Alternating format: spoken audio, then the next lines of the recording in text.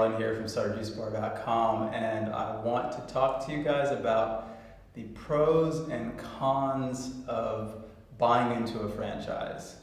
Now, for me personally, I'm not totally for or totally against franchising.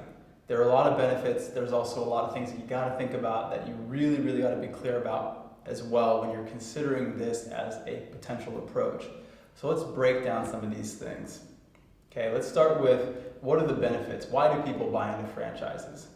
Well, one of the first reasons is because of brand awareness. Now, depending on the franchise, you might be in a situation where maybe nobody actually knows this brand, or maybe they've been around for a while. And when you buy into a company that has brand awareness, you're automatically going to give your business access to customers because that brand hopefully has a great reputation, people are familiar with their products, and then therefore they know that they can come into your store. So that's the first reason. What's another reason that people choose franchises? And this is really the big one. It's because of proven systems, right? When you're first starting a business, it can be a challenge to create these systems from scratch, whether it's the recipes, the operational documents, or how you hire your staff, train your staff, so on and so forth. And so this is another reason that people buy into franchises, which definitely has a lot of value. What's another reason? Creative equity. So you don't have to redo logos. You don't have to redo a lot of the creative elements of a business, like I mentioned before, menus, etc. So this is, between these three elements, these are really the main reasons that people would purchase into a franchise: for the brand awareness, for the proven systems, and really for all of the creative or other equity elements that you're going to get. And really that all comes into the umbrella of support. A lot of times, not all the time, but a lot of times you're going to have support from your franchisors to help you with things that are going on in your business, whether that's through training or marketing support, so on and so forth. So these are really the reasons that people buy into it. Now, what are some of the things that you probably want to think about considering that might make you avoid jumping into a franchise and maybe starting your own juice bar business from scratch? The first thing is really creative limitation. So a lot of times the things that work for you might also work against you. When you buy into a franchise, if you, for example, want to change anything in the menu, that could be a challenge, and it might very well be impossible. Because the nature of a franchise is they have to oftentimes go wide, meaning that they have to create a menu that appeals to a large audience in order for them to scale and build their brand.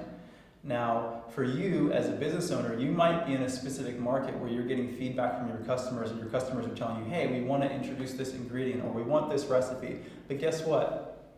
Based on your franchise agreement, you might not be able to do that. And so that brings me to my next point. You could end up in a situation where you are under very specific terms in that agreement that really limit your ability to run your business in a way that's flexible. I was speaking to a prospective client who was actually in a franchise, and they were actually struggling a lot. Their food costs were at 35%. And so we were having a conversation to see if we could help them, but come to realize that their agreement in their franchise agreement didn't allow them to use unapproved vendors. And this unapproved vendor list, or their approved vendor list, really kept them in a place where their food costs were really high, and they couldn't circumvent that. So that left them in a place where they probably had 10% too much expense in their food costing area and line item that they couldn't get around. So this is one of the reasons and one of the ways that you kind of get stuck when you are in a franchise.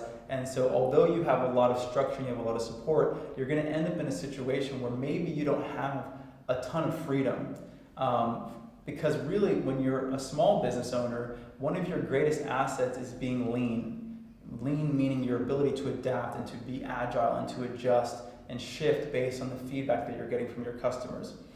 If you can't do that, it puts you in a really tough spot. And so the thing is about the juice market as it is now, a lot of the franchises that exist, if they're cold pressing or they're organic and they're reasonably new. These aren't companies that have been around for 10 years for the most part. There are a handful of brands, franchise brands that have been around longer than that, but most of these franchises are new. So they're learning a lot and they aren't going to be perfect. And so that's another thing that I want to share that's usually a misconception. People believe that if there is a business and they're a franchise, then they must have perfected the business model. They're doing everything perfectly. But the reality is that no business is perfect. If you're a franchise or not, there's still things that this business needs to learn. And so you could end up in a situation where you are part of the learning. You are the byproduct of the mistakes that this company is making, and you may not have the freedom to really run the business the way that you want to run it. So ultimately, what I want to share with you guys is there are benefits, brand awareness, menus that exist, and there are cons. You're going to end up in a situation where you don't have as much freedom potentially. You can be in a tough contract. And then the last thing I want to say is just the overall expense. A lot of times these franchises are going to charge you anywhere from $25,000 on upward just to utilize the trademark and the brand. And then they're also going to charge you a percentage royalty. It could be anywhere from 4% on the low side up to 10% of your gross income. And so that means that if your business is making $1 million in a year, if it's 10%, that's $100,000 that is going to just evaporate and go to that franchise because of what your agreement is. And so what's the alternative? A lot of clients that we work with really actually enjoy many of the pros and the benefits of a franchise without all the restrictions long term, because we are a company that's been in the industry for nearly a decade. And so all of the proven systems, the administrative documents, the training, all these things we can adapt and customize to a client's vision. And simultaneously, if a client decides when their business is running and they want to change something, they can. So it's going to be a lot less expensive up front. There's going to be a lot less expense long term, right?